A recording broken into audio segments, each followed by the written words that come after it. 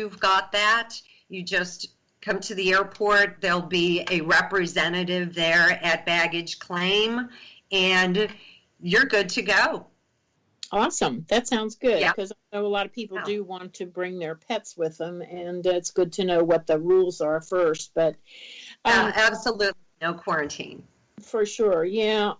So what do you think, what do you wish you had known before you went to Costa Rica, and how long did it take you to find the location you're in right now? Did you move around the country, or how did you know that that's what you wanted? You had said that you wanted to be on the beach, but right. What other things did you take into consideration that would be helpful for listeners to know about? Yeah, well, everyone kind of has their own idea of what retirement looks like, or the good life in paradise. Obviously, it's not paradise. No places in the world.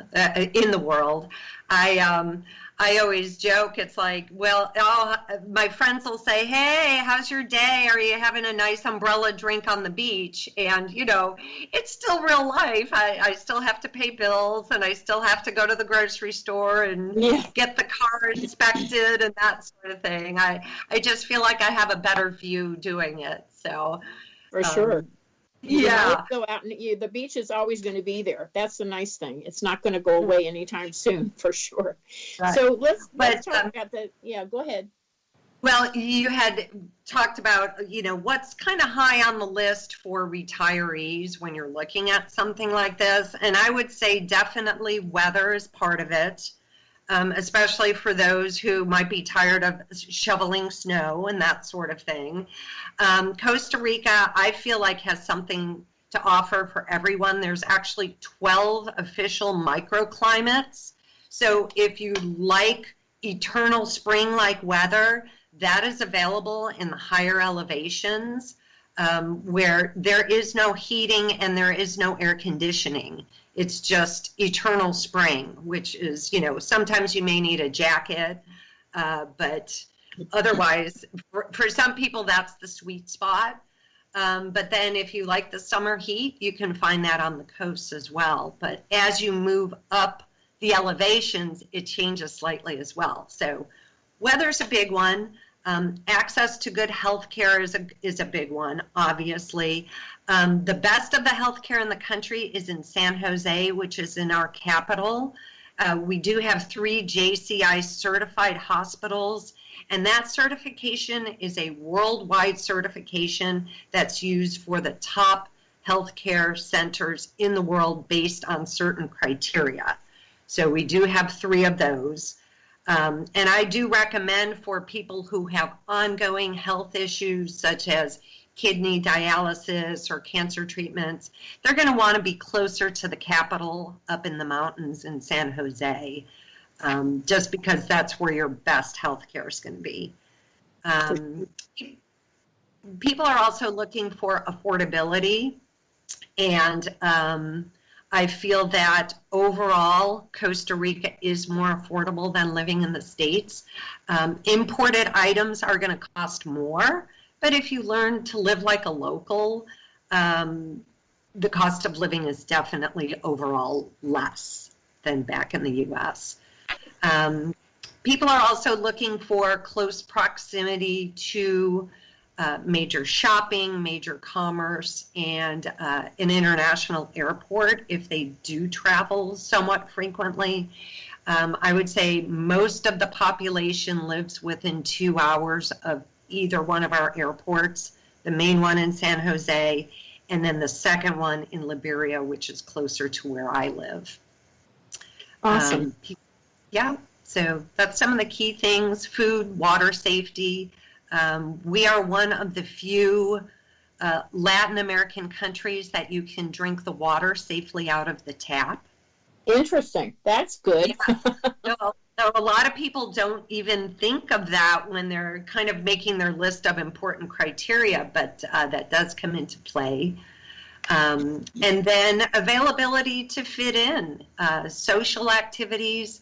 The nice thing is there are a lot of expats here, not just from the United States, but Canada, Europe, South America, Australia, and they've kind of been the pioneers, and they've set the stage in motion. So we've already have, better infrastructure and things to do, and North American style amenities and things like that. So that's kind of important too.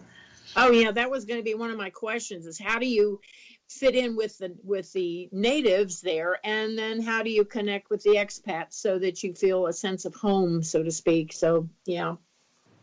Right. Yeah. Well, as I said, there are so many social activities, especially where there are larger expat communities, but it's a fun way to learn right away if you're not a Spanish speaker, is to take some classes. It's fun. You meet expats from around the world that are all trying to kind of assimilate into their new country.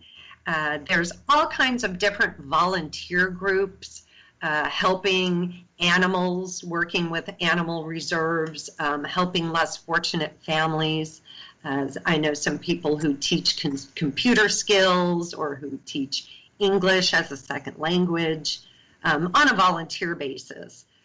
There's beach cleanups. There's all kinds of sports too. There's groups who have card games, poker games. There's pickleball in a lot of communities, which I know has gained a lot of popularity lately. For sure. And yeah, and there's some, if you want to start researching early, there's Facebook groups that you can join. All you have to do is search expats in Costa Rica and ask questions. It's a great way to start researching if it's something you'd want to check out. Awesome. One last question. Unfortunately, we're running out of time. I can't believe this 30 minutes went by that fast. But what do you recommend? Is there a limit as to how long you can come over for a visit versus, applying for residency? In other words, should you come for like 2 or 3 weeks to explore the whole country before you decide? Can you get a rental before you decide to buy? What about those options? Yeah, absolutely. I always recommend renting before you buy. It may sound good and look good on paper, but sometimes you get there and say, wow, this isn't what I was expecting.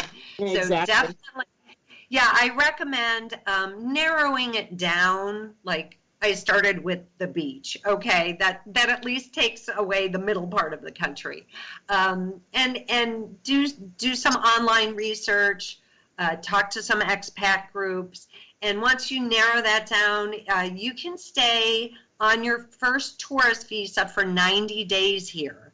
So you may want to pick 3 regions and stay a month in each if you have the access to time to be able to do that. Or you could just come on a recon trip for a couple of weeks and maybe stay in one area and then come back, either in a few months or the next year and stay in another area. You can start to get a vibe pretty quickly once you're on the ground. That sounds good. Yeah. And if you do want to stay a little bit longer, you can cross the border over to Nicaragua or to Panama on a quick day trip, and you get a stamp typically for another 90 days, but it's up to the agent.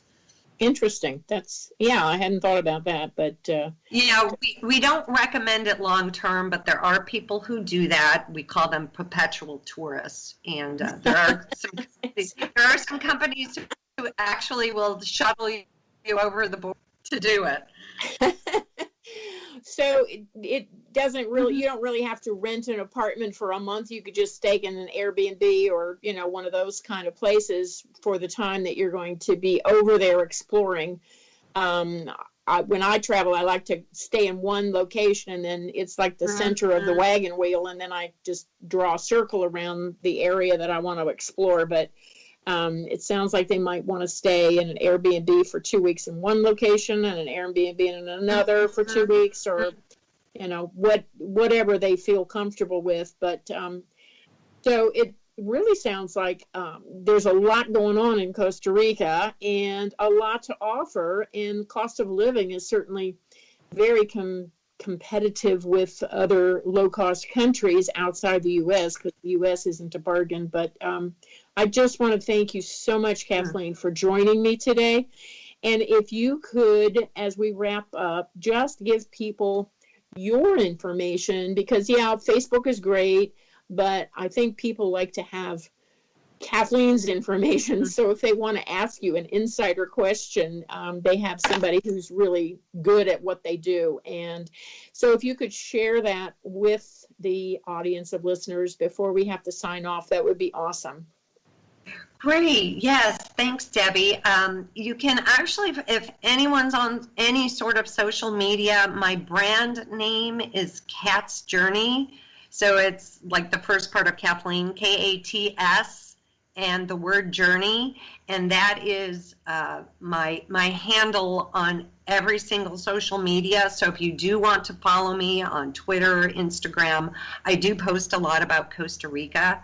Or you're welcome to shoot me an email at costarica@internationalliving.com, and I'm happy to answer some questions if you are interested in exploring Costa Rica as a possible second home or a vacation home.